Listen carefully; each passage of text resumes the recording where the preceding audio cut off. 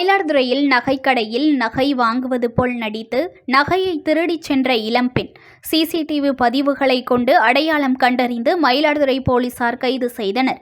மயிலாடுதுறை காந்திஜி சாலையில் ரமேஷ் என்பவர் நகைக்கடை நடத்தி வருகிறார். இவரது கடைக்கு வந்த இளம்பெண் ஒருவர் தாலிச்சங்கிலி, வளையல் உள்ளிட்ட நகைகளை பார்த்துள்ளார். வேறு டிசைன் வேண்டுமென்று கேட்டதால் உரிமையாளர் ரமேஷ் உள்ளே சென்று எடுத்து வந்து காட்டிய போது டிசைன் பிடிக்கவில்லை என்று கூறிவிட்டு திரும்பிச் சென்றுள்ளார். பின்னர் நகைகளை பார்த்தபோது அந்த இளம்பெண் பார்த்து கொண்டிருந்த டிசைனில் இருந்த சில நகைகள் காணாமல் போனது தெரிய வந்துள்ளது.